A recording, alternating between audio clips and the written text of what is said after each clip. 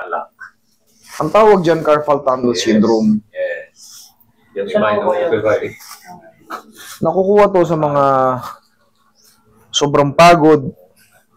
Kunyari, pagod na pagod yung kamay nyo. May hiniwa kayo. Kunyari, may hiniwa kayo. Tapos, nabasa. Yan, nahuhugas. Tapos, siyempre, patuloy lang.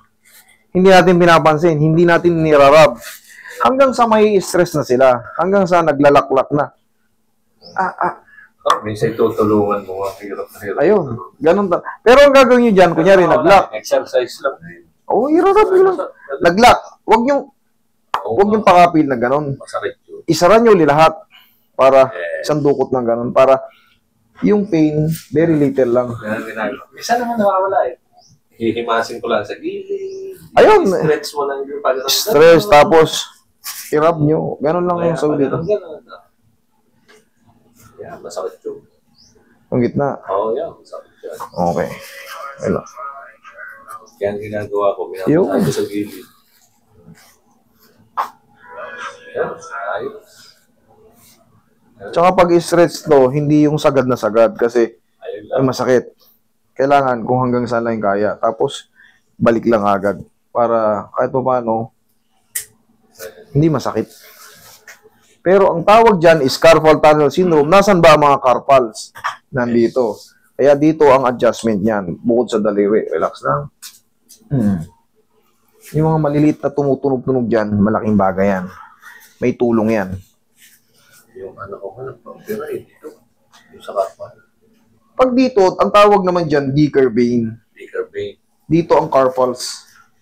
Dito ino-opera, tsaka dito. Yan ang ano ng carpal tunnel syndrome. Pero pag dito, yung part na yan, ang tawag naman dyan is Dicker vein. Masakit din yun. Hindi mo, kaya pinili niya na magpa-opera kasi mentras na dumidiin ka ng hawak, pasakit ng pasakit. Yun ang ano, napakaliit. Pero kaya ko yun. Dali nyo dito pag may Dicker vein kayo, huwag kayo agad magpa-opera. Si Aaron, magkabila yun. Left and right. Kaya ko yun. Believe me. Naopera na. Kaya ko yun. Sir, tanggalin muna natin to. Yan.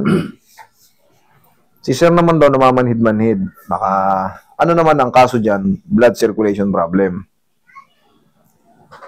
Baka tumataas-taas yung cholesterol nyo or mga blood sugar nyo. Nagkaroon na ako ng minor heart attack. Minor heart attack. Nung September last year. Meron po ba, na-diagnose mo ba kayo ng may mga bara sa ano? Wala naman. After that, wala. Pero ang pangyayari, Sige. ako'y sa kahihiling ko sa mga santo. Ay sabi ko, kiniklaim kong tinanggal ni Santo Padre Pio, tinulungan ang aking matanggal ang bara ng aking lugar. Ayun. Dahil after na maramdaman ko yung sana, simula dito, hanggang dito sa dahil ng Pilipinas, sobrang sakit. In 1 to 10, mga 8 or 9 ang sakit. Grabe, no? Oh, ay di, yun. Naisipan ko ako'y Magdasal. tatayo, ako'y magpapapalit sa akin sa pagdadasal, hindi ko na nagawa. Dahil ako'y nag-pass out na. Ngayon, Kasi ako'y tinatayo na ako. Upo na. sige, tagilid, sir, tagilid. Pero nakarecover naman kayo. Tandaan nyo, pag nagkakaroon kayo ng ano, parang higpit ng ano sa puso, or hirap huminga, iangat nyo ang kaliwa nyo. Yes, yun ang aking ginagawa. Malaking bagay yun. Subukan nyo.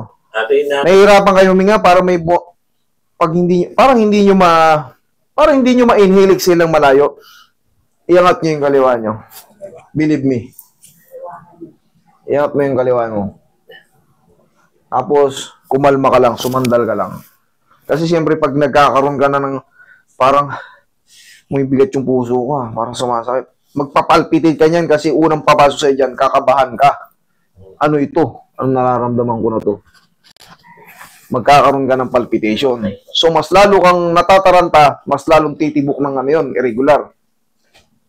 Iangat mo yung kaliwa mo, sumandal ka sa pader. Para hindi ka matumba. Subukan nyo lang. Yung mga nakakaranas ng paghigpit ng hininga, tapos parang yung puso nyo parang sasakit pag inihiliksin nyo na malakas. Iangat nyo. Sabay pray, Lord, help me. O, tapos na yun. Relax lang. Ako lang nagtuturo ng ganyan. Bakit ko na ituturo yung ganyan? Personal experience. Wala, hindi tinuturo ng mga doktor yan, hindi tinuturo ng mga ibang therapist yan. Yung mga karanasan ko sa sarili ko, kung ano yung nadidiscover ko. Pati yung sa migraine, nagpit sa akin, nagpit din sa iba. Hindi kaya ng mga nakakailang gamot na, nakakailang ospital, hindi kaya. Soup lang, noodles lang, yun ko, tanggal eh. Basta yun ang pinakamahalaga sa puso. Pag hirap kayong huminga, tapos parang hindi nyo ma-inhale, exhale, parang sasakit yung puso nyo, parang may tumutusok. Iangat nyo yung katawan, iangat nyo yung kaliwa nyo, tapos hingang malalim. Tapos huwag kayong mataranta. Isipin nyo, mawawala yan. Sabayan nyo na rin ang pray para sure ball talaga, tanggal. Hindi umulit. Sa akin, nangyari yan sa akin sa Saudi. Kain kasi ako ng kain ng karop. Tapos less ang tulog. Less ang tulog, lalo pag Ramadan. Kulang na kulang ang tulog. Sa gabi sila nagpipiesta. Daling araw. Mayroong mall doon, 2:00. Pag Ramadan. Nangyari sa akin yun. Kulang sa tulog, palaging nagyoyosi. Yan, kain na matataba. Pero natuklasan ko. Walang bumabara. Ito ba? Ito, hindi to safe pag mayroong mga tawag peacemaker. Pag may peacemaker. O kaya may mga transplant, hindi to safe. Pero pag walang transplant, parang yun lang, wala, pwede to. Kahit yung mga old na operation, pwede to. Inhale, exhale. Pero pag may baterya yung puso nyo, hanggat maaari, wag nyo nang ganito yung dayain nyo na lang sa haplos. Kasi hindi nyo na yun madadaya pag yung baterya nagbago nagalaw. Magugulat. Ingatan mo lang to sa akin na tigil magluluto. Sipag ako pagkakalutugas, hindi ka pamarin. Kaya, yun naman ang yan no-overpagod daw sa mabasa. Sabay magmumotor.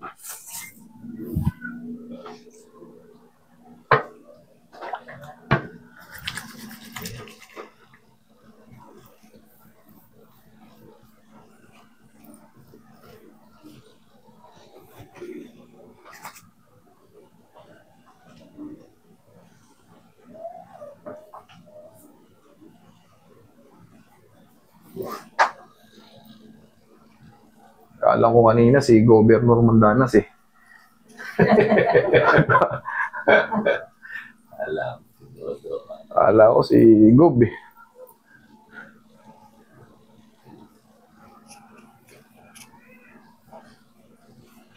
Vice Gov na kayo.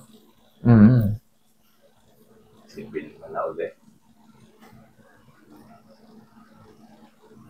Pero hindi matatalo Mandanas. Malakas sa Mandanas.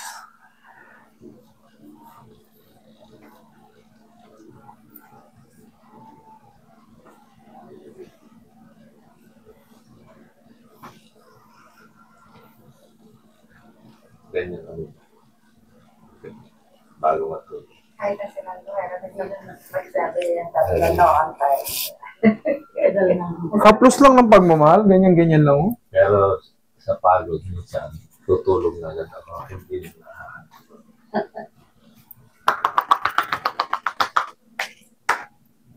Wait lang, yung kamay mo pala. Siya nakaka-close ko, pero ako hindi na. Nakakit siya ba kaya? Pag kung mayroong magpapa-home service kayo, yung mga lang, sabihin nyo soft touch lang ako Gusto ko lang makalantari yung mga laman-laman ko. Huwag nyo na akong full stretch. Yung mga home service doon na mga sabihin nyo lang, huwag nyo na akong i-full stretch. Huwag nyo na akong i-cracking. Basta, massage lang. Yan, full body massage lang, soft massage lang. Kumbaga, gusto ko lang ma-relax. Ganun lang, pag gumagawa pa home service kayo. Kung may ino-offer sila, Sir, ano ko to igaganon ko. Huwag na po. Hindi ko na kailangan. Hindi ako pilay, kumbaga. Basta ako gusto ko lang yun ang magandang maintenance sa mga umiidad. Kasi less na yung mga stretching nyo. Yun ang pinaka magpiplex ng mga muscle natin. Napakasarap mo. Mura lang naman yung mga home service na ganun. Mahaplos ng bulag. Kasi. Robinson. Sa Robinson kaya. Mga bulag. Yan. Kahit nasa may divisory yan. Nasa may organ sa mga bulag. Tutuban. Maraming bulag doon nila. Yeah. Nagbabatay. Nagmamasay. Oy. Yung iba ayaw magpapasay. Ayaw. Sino pa? Yung iba na ayaw magpapasay. Gusto minsan bulag. Isa din. Sabi sa akin. Huwag ka tumagpamutan. Hindi mo gusto. May bulag nga yun. Hindi naman nung kita. Ang gagawa nun sa kanya yung iba.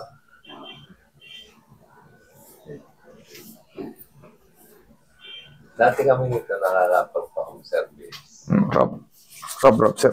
Ganun, sir. Pagka, Tapos, painitin nyo muna ng gusto. Ganun nga. Painitin ko tapos. Yung, very good. Kayo lahat, ganun kayo. Okay na? Okay. Sige. Ako lang.